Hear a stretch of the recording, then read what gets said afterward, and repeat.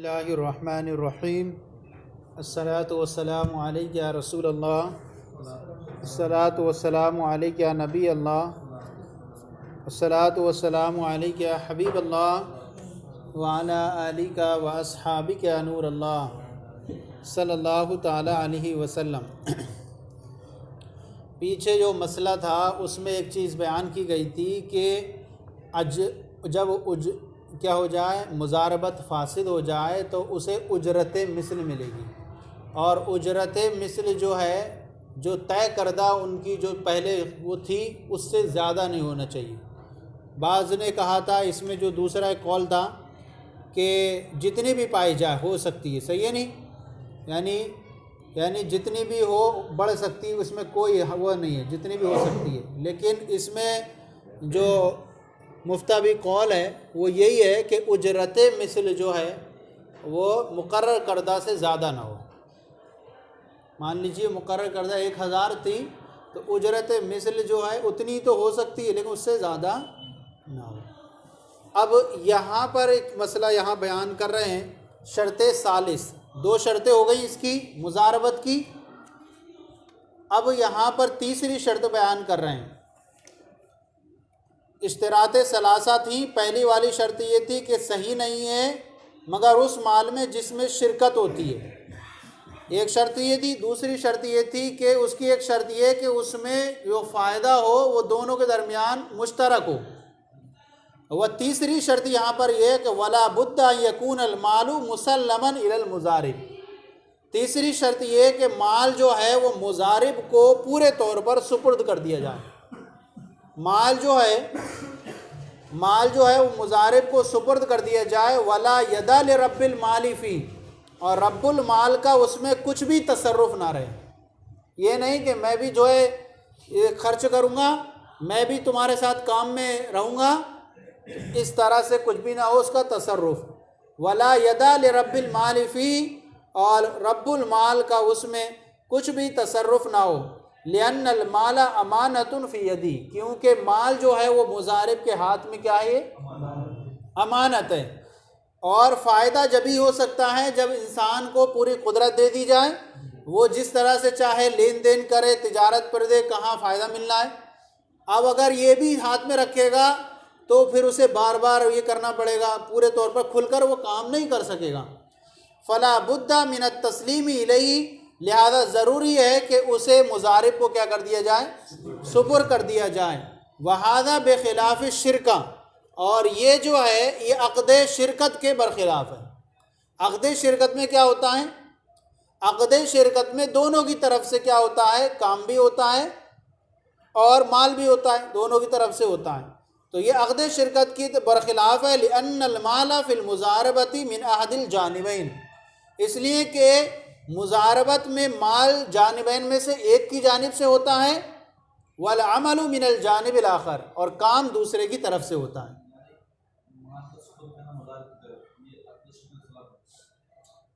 یہ عقد شرکت کے برخلاف ہے۔ عقد شرکت میں دونوں کی طرف سے کام ہوتا ہے، اور اس میں جو ہوتا ہے وہ بیان کر رہے ہیں کیونکہ مضاربت میں جانبین میں سے ایک کی طرف سے مال ہوتا ہے، والعمل من الجانب الاخر، اور دوسرے کی جانب سے کام ہوتا ہے۔ فلا بد من ان یخلص المال للعامل، تو ضروری یہ ہے کہ مال کو جو ہے کام کرنے کے والے کے لیے خالص کر دیا جائے۔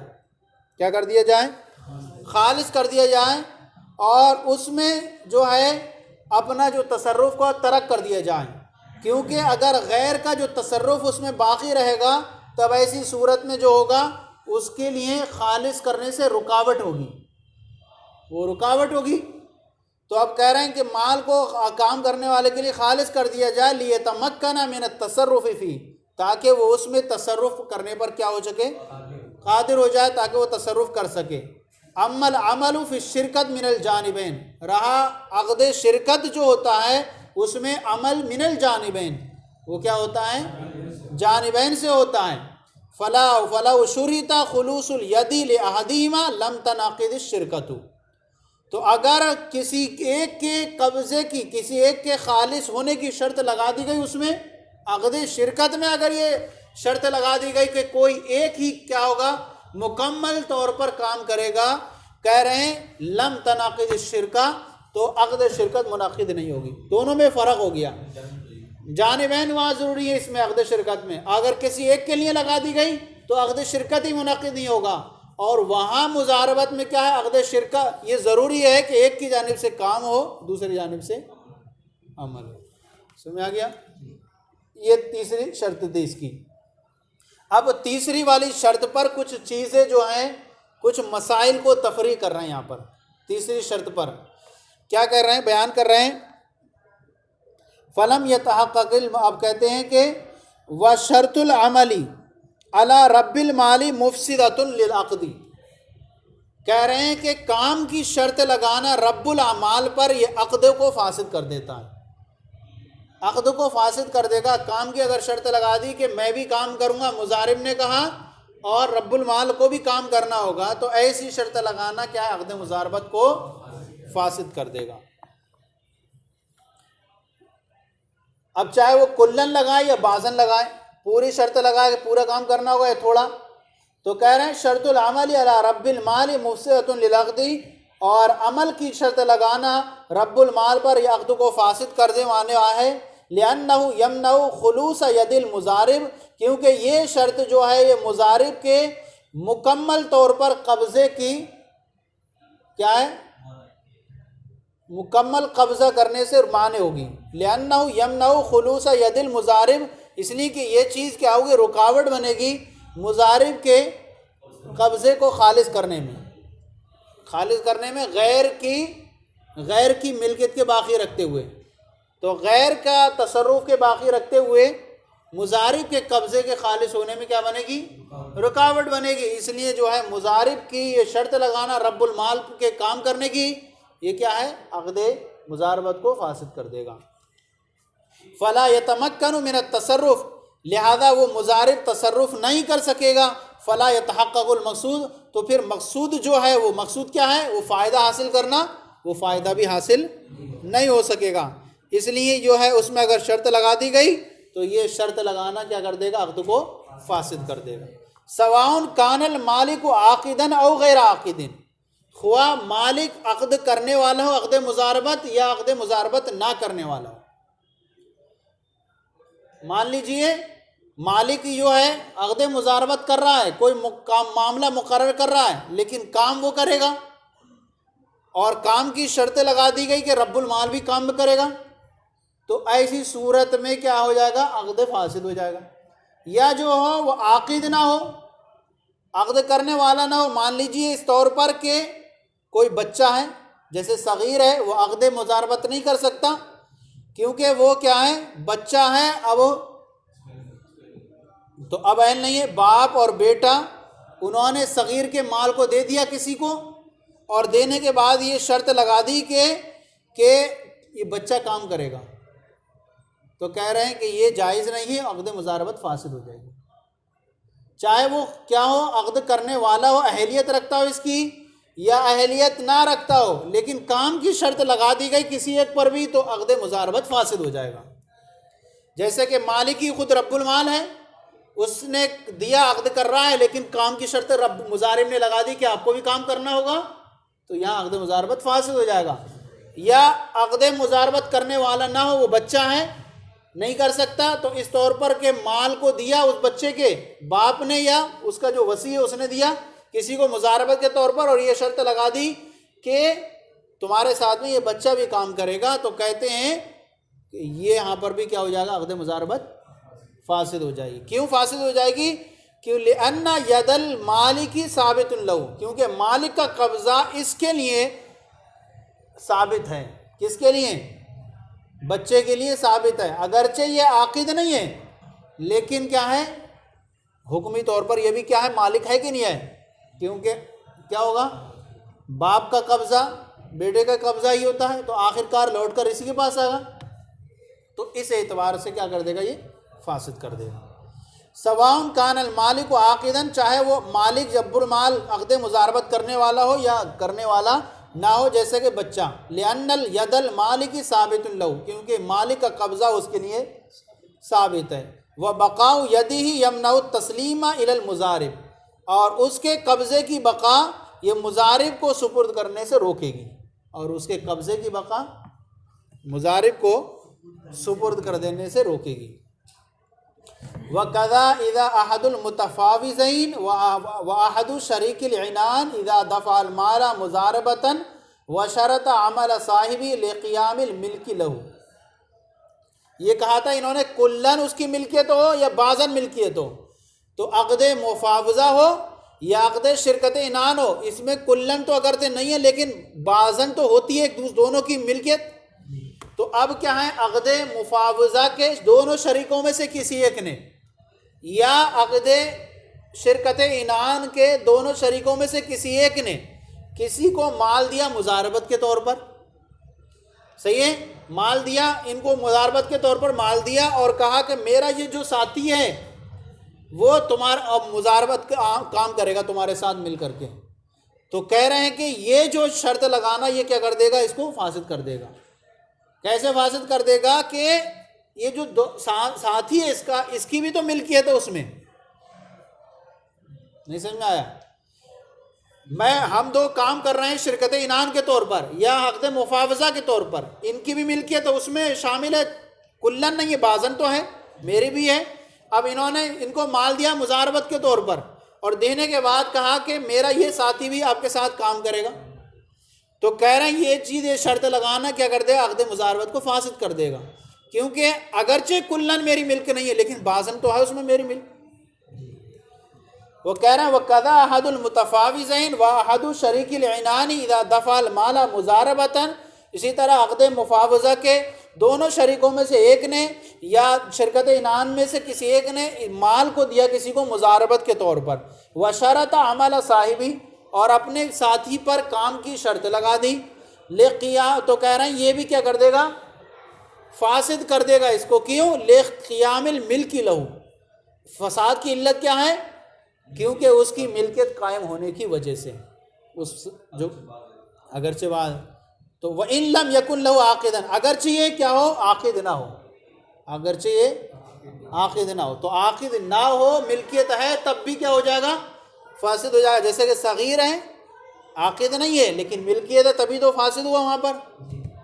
تو اب کہہ رہے ہیں یہاں پر وہ اشترا، اب یہاں پر ایک تفریح ہو گئی اس مسئلے پر، تیسری شرط پر پہلا مسئلے کی ایک تفریح بیان کر دی۔ کیا بیان کی انہوں نے کہ رب المال پر کام کی شرط لگا دینا یہ عقد مضاربت کو فاسد کر دیتا ہے، خواہ وہ عاقد ہو یا عاقد نہ ہو۔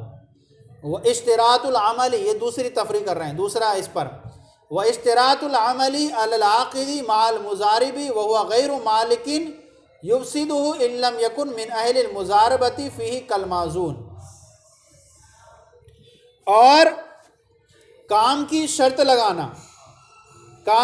لگانا عاقد پر مضارب کے ساتھ، حالانکہ وہ مالک نہیں ہے، عاقد مالک نہیں ہے، تو یہ بھی عقد مضاربت کو فاسد کر دے گا۔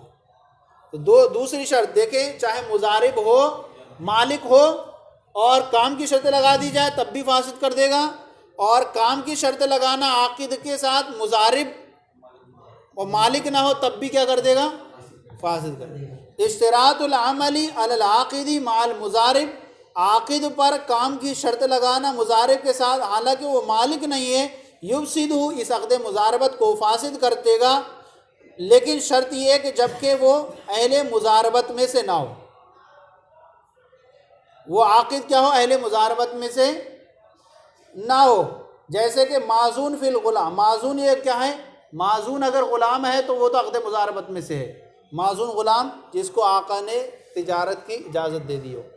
اچھا، اب یہ کیا ہے، جبکہ اذ لم یکن من اہل المضاربۃ، اس طور پر کہ کیونکہ وہ جبکہ وہ عقد مضاربت میں سے نہ ہو، عقد مضاربت میں سے ہوگا پھر وہ اس کی شرط لگا دینا تو کیا کر دے گا، عقد مضاربت کو فاسد کر دے گا۔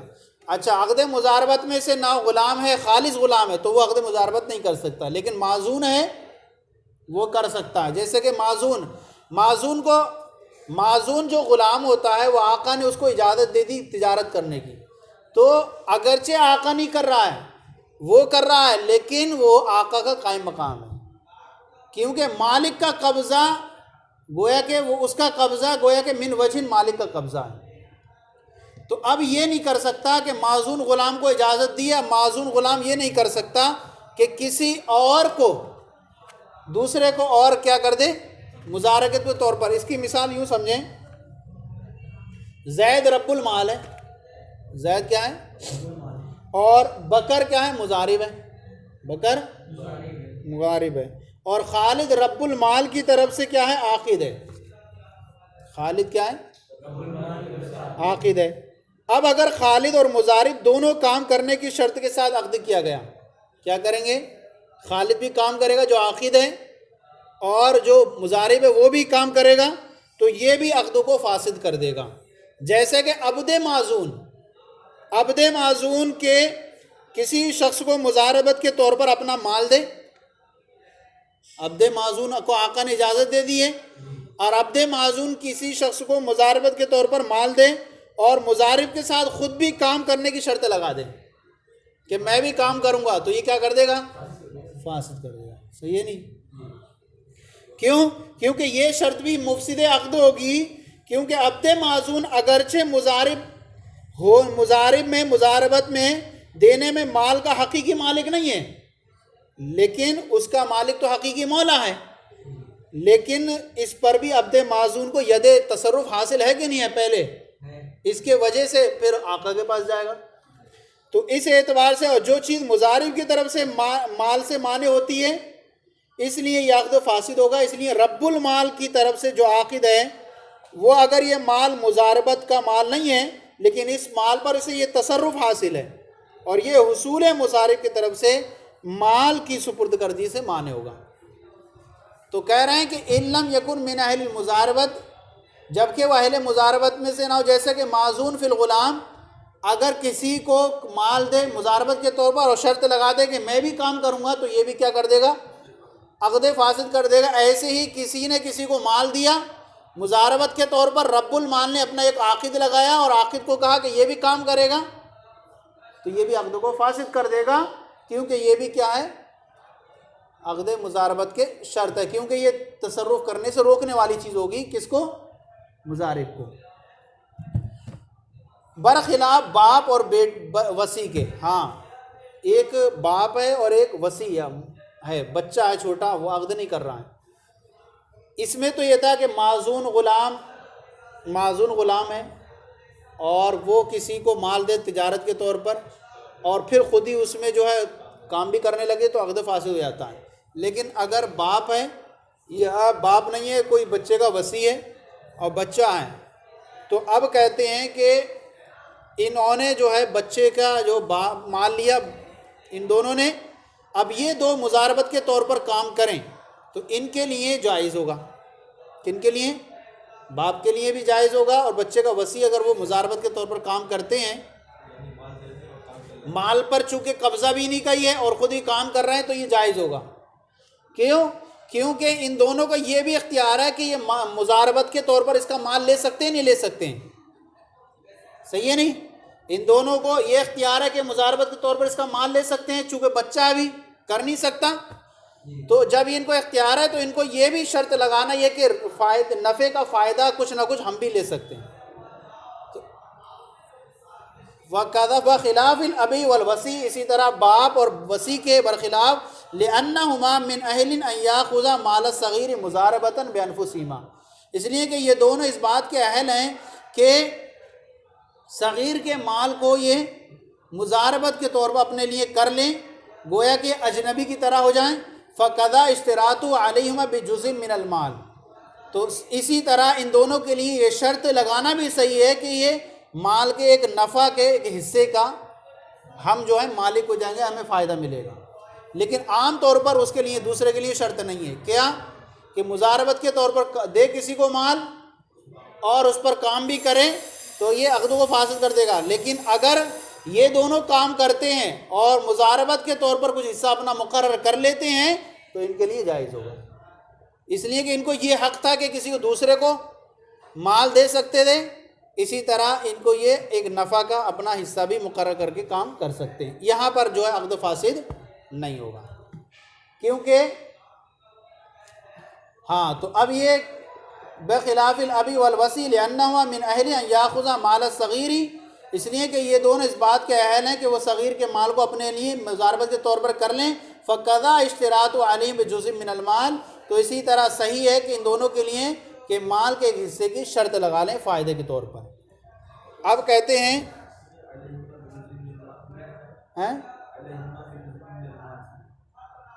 علیہما بجزء من المال، اسی طرح یہ صحیح ہے ان دونوں کے لیے کہ شرط لگا لیں علیہما اپنے لیے بجزء من المال، یعنی فائدے کے ایک حصے کی، فائدے کے ایک حصے کی شرط لگا لیں۔ ہم نے مان لی ایک دونوں مقرر کر لیا کہ 2.5% اتنا ہوگا ہمارا ہوگا، جس طرح دوسرے کو دے سکتے ہیں مضاربت کے طور پر، اسی طرح یہ خود کام کر کے حصہ اپنا مقرر کر سکتے ہیں نفع کا۔ لیکن عام طور پر مضارب موزون اگر یہ کام کرے گا تو نقصان فائدہ کیا ہو جائے گا، مفسد ہو جائے گا، عقد کو خراب کر دے گا۔ اسی طرح رب المال ہے، مضارب ہے اور عاقد ہے۔ رب المال نے مضارب کو کمال دیا اور عاقد کے لیے شرط لگا دی کہ عاقد بھی کام کرے گا، تو وہاں پر بھی فاسد ہو جائے گا، لیکن یہاں والی صورت میں فاسد نہیں ہوگی۔ اب یہاں پر آگے بیان کر رہے ہیں، اور جب مضاربت وَإِذَا صَحَّتِ الْمُضَارَبَةُ مُطْلَقَةً، اور جب مضاربت مطلقاً صحیح ہے، مطلقاً صحیح ہونے کا مطلب یہ ہے کہ یہ کسی زمانے کے ساتھ مقید نہیں ہے، نہ کسی مکان کے ساتھ مقید ہے، نہ کسی سامان یا کسی شخص کے ساتھ مقید ہے، بلکہ اس سے یہ کہا کہ تم پیسہ لو، کام کرو، فائدہ ہونا چاہیے۔ صحیح ہے۔ اب مضاربت صحیح ہے مطلقاً، اور کوئی قید نہیں ہے زمان، مکان، سامان وغیرہ کی کہ خاص ایک شخص سے بیچنا ہے، تو جاز للمضارب ان یبیع ویشتری، تو اب مضارب کے لیے جائز ہے کہ وہ بیچے اور خریدے، ویوکل وکالت پر دے، ویسافر اور اس مال کو لے کر کے سفر کرے، ویبذی کسی کو تجارت کے طور پر دے، ویودی کسی کو امانت کے طور پر دے۔ کیوں کہ بعض صورتیں ایسی آ جاتی ہیں کہ وہاں لے کر کے جاؤں گا میں، چور بہت ہیں، ابھی میں یہاں پر ہی رکھ دیتا ہوں، صحیح ہے، ابھی میرے پاس بہت زیادہ مال ہے، میں تجارت کے لیے اسے دے دیتا ہوں، بعد میں اس سے لے لوں گا، یا وکالت کے طور پر اسے دے دیتا ہوں، یہ بہت اچھا ڈیلر ہے، بہت اچھا کام کرتا ہے، تو مجھے بھی فائدہ ہوگا۔ تو اب اس کے لیے مطلقاً اجازت ہوگی مضارب کے لیے کہ وہ کسی بھی طرح کا کیا کرے، اس میں خریدے فروخت کرے۔ ایسی چیزیں ہیں کہ کہیں کسی شہر میں جو ہے بہت سستی مل رہی ہوں گی، تو وہ سفر کر کے وہاں جائے، وہاں لے کر کے آئے، صحیح ہے نہیں۔ اب یہ شرط قید لگانا نہیں، بلکہ مطلقاً جائز ہے کہ لہذا وہ کیا کرے گا، خرید و فروخت کرے، وکیل بنائے، سفر کرے، تجارت کرے اور امانت پر دے، لے اطلاق العقدی، کیونکہ عقد مضاربت کے مطلق ہونے کی وجہ سے۔ والمقصود منہ الاسترباء، اور مقصود اس سے کیا ہے، نفع حاصل کرنا ہے، تو لہذا جب اسے مطلقاً اجازت دے دی جائے گی تبھی وہ نفع حاصل کر سکے گا۔ اگر اس پہ قاعدے لگا دیں گے نہیں اسی شہر میں بیچنا ہے، تو اسی شہر میں تو جو ہے وہ بہت مہنگی مل رہی ہے، کہاں سے خریدے ہوگا، گھاٹا ہی ہوگا، دوسرے شہر میں جائے گا، وہاں سے لائے گا تو فائدہ ہوگا۔ ولا يتحصل الا بالتجارت، اور فائدہ حاصل نہیں ہو سکتا مگر تجارت کے ذریعے۔ فینتظم العقد السنون فالتجارتی، تو یہ عقد مضاربت تجارت کی تمام اقسام کو شامل ہو جائے گا۔ عقد مضاربت تجارت کی تمام اقسام کو شامل ہوگا۔ وما ہوا من صنیع التجار، اور جو تاجروں کے جو اعمال اور افعال سے ساری چیزیں ہیں ان سب کو شامل ہوگا۔ اور تاجروں کے افعال میں سے کیا ہیں، وہ کیا ہیں، تاجروں کے معاملات میں سے یہ ساری چیزیں ہوتی ہیں کہ وہ کبھی اٹھاتے بھی ہیں، کبھی بوجھ رکھتے ہیں، کبھی دوسرے شہر لے جاتے ہیں، کبھی سپلائی کرتے ہیں، کبھی وکیل، بہت سارے معاملات کرتے ہیں نہیں۔ اگر جب دیکھتے ہیں کہ کہیں زیادہ اچھا مال بک رہا ہے تو وہ دوسرے شہر میں بھی لے جاتے ہیں۔ تو اس طرح سے وما ہوا من صنیع التجار، اور جو تاجروں کے اعمال و افعال سے ہوتی ہیں۔ والتوکیل من صنیعہم، اور وکیل بنانا بھی یہ ان کے کیا ہے، تاجروں کے اعمال و افعال سے ہے، لہذا وکیل بنانا بھی کیا ہوگا، اس کا صحیح ہوگا۔ وقضى الایداع والابزاء والمسافرت، اسی طرح اس کا کیا کرنا، امانت کے طور پر دینا، تجارت کے طور پر دینا، اور اسی طرح لے کر کے اسے سفر کرنا، یہ بھی کیا ہوگا، صحیح ہوگا۔ الا ترى، کیا آپ نہیں دیکھتے، ان المودع له ان يسافر، کہ جس کے پاس امانت کے طور پر رکھا گیا اسے یہ حق ہوتا ہے کہ وہ اسے لے کر کے سفر کرے۔ اگر کسی نے کسی کے پاس مال رکھا امانت کے طور پر تو امین کو یہ حق ہوتا ہے کہ وہ سفر پر جا رہا ہے تو اسے لے کر کے سفر کرے، کیونکہ اگر یہاں چھوڑ کر کے جائے گا تو ہو سکتا ہے میرے پیچھے کوئی اس کو ضائع کر دے۔ تو اب کہتے ہیں فالمضارب اولا، تو مضارب کو بدرجہ اولا سفر کرنے کا حق ہوگا۔ کیوں؟ کیفا، اور یہ کیسے نہ ہو کہ اسے سفر نہ کرے، جبکہ یہ لفظ اس پر دلالت کرتا ہے۔ کون سا لفظ مضاربت؟ یہ اس پر دلالت کرتا ہے سفر پر۔ کیوں؟ کہ لأنها مشتقۃ من الضرب فی الارض، کیونکہ مضاربت یہ ضرب فی الارض سے مشتق ہے، وہو سیر، اور یہ کیا ہے؟ سیر کرنا ہے۔ صحیح ہے، بس تھوڑا سا لے لیں۔ وعن ابی یوسف، اور امام یوسف رضی اللہ تعالیٰ عنہ سے روایت ہے، انہ لیس له ان یسافر، اسے یہ حق نہیں ہوگا کہ وہ اسے لے کر کے سفر کرے۔ بھائی جس شہر میں ہم نے دیا ہے اسی میں تم بیچو، دوسرے شہر لے کے مت جا، ہو سکتا ہے کہ تم ضائع کر دو، ٹرین میں چھوڑ دو، کہیں چھوڑ دو۔ تو اب اسے حق نہیں ہوگا کہ وہ اسے اٹھا کر کے لے جائے اور کہیں پر امانت کے طور پر دے۔ ان یسافر وعنہ، اور انہی سے اور امام اعظم سے روایت ایک یہ ہے کہ انہ اذا دفع فی بلدی، تیسرا قول یہ ہے کہ ایک تو قول ثانی یہ تھا کہ انہ لیس له ان یسافر، دوسرا قول یہ تھا کہ اسے حق نہیں ہوگا کہ وہ سفر کرے، اور پہلا قول کیا تھا؟ پہلا قول یہ تھا کہ جواز السفر للمضارب مطلقاً۔ پہلا قول، تین قول ہو گئے، ایک تو یہ کہ مطلقاً اس سے سفر کی اجازت ہوگی، دوسرا قول یہ ہے کہ اسے سفر کی اجازت نہیں ہے، اور تیسرا قول یہ ہے کہ انہ اذا دفع فی ولدی، کہ اس نے اپنے شہر میں دیا، جس شہر میں رب المال رہتا ہے اسی شہر میں دیا، لیس له ان یسافر ابھی، تو اب اسے حق نہیں ہوگا۔ بلدی مضارب مراد ہے، مضارب کو اس کے شہر میں دیا، اب یہ اسے حق نہیں ہوگا کہ وہ اسے دوسرے شہر میں لے جائے۔ کیوں؟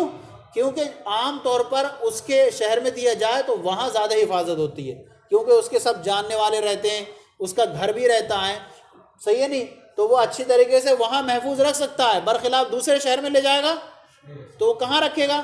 تو کہہ رہے ہیں تیسرا قول یہ ہے کہ اگر اس کے مضارب کے شہر میں دیا ہے لیس له ان یسافر ابھی، تو اسے یہ حق نہیں ہوگا اس کے لے کے جا کے سفر کرے۔ لأنہ تعریض علی الہلاک من غیر ضرورت، کیونکہ یہ بغیر ضرورت کے ہلاکت پر پیش کرنا ہے۔ بغیر ضرورت کے، کیا ضرورت ہے؟ یہیں بیچو نا، دوسرے شہر میں لے جا رہا ہے، نہ رکھنے کی کوئی دکان ہوگی، فٹ پاتھ پہ رکھے رہو گے، کوئی چور لے گیا اٹھا کر کے، وغیرہ وغیرہ، بہت سارے احتمالات ہیں۔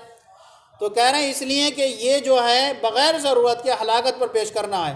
وَإِن دَفَعَ فِي غَيْرِ بَلَدِهِ، اور اگر مضارب کے شہر کے علاوہ میں دیا کسی سے، مضارب رہتا ہے کہیں پر اس شہر کے اندر اور دیا اسے کیا ہے ممبئی شہر میں دے دیا، اور ناگپور میں رہتا ہو، اسے دیا اس میں کس میں؟ ممبئی میں، اور رہتا وہ ناگپور میں، تو کہہ رہے ہیں لہو ان یسافر الی بلدی، تو اسے حق ہوگا کہ وہ اپنے شہر کے لیے لے آنے کے لیے سفر کریں۔ لأنہ هو المراد فی الغالب، اس لیے کہ اکثر و مراد کیا ہوتا ہے؟ یہی ہوتا ہے کہ بھائی لے جاؤ، سفر کرو، اپنے شہر میں لے جاؤ۔ کہہ رہے ہیں بس تین قول ہوگا اس کے اندر، لیکن کون سا ہے صحیح؟ کیا ہے؟ ترجیح قول، والظاہر ما ذکر فی الکتاب، اور ظاہر الروایہ کا اور ترجیح قول یہ ہے کہ جو کتاب القدوری میں جو ذکر کیا گیا، جواز السفر مطلقاً، کیا ہے؟ مطلقاً اسے سفر کی اجازت ہوگی، جہاں چاہے لے جائے، امانت پر رکھے، کسی کو وکالت پر دے، یا کیا ہے کہ سفر کرے ایک شہر سے دوسرے شہر لے آ کر، اپنے شہر سے دوسرے شہر لے جائے۔ تو تین قول تھے، پہلا قول مطلقاً سفر کی اجازت، دوسرا قول یہ کہ اسے دوسرے شہر لے جانے کی اجازت نہیں، اور تیسرا قول یہ کہ اگر اس کو اس کے شہر میں دیا ہے تو اسے حق نہیں ہوگا کہ دوسرے شہر میں لے جائیں۔ لیکن صحیح قول کیا؟ راجح قول کہ اسے مطلقاً اجازت حاصل ہوگی۔ ہو گیا؟ چلیں،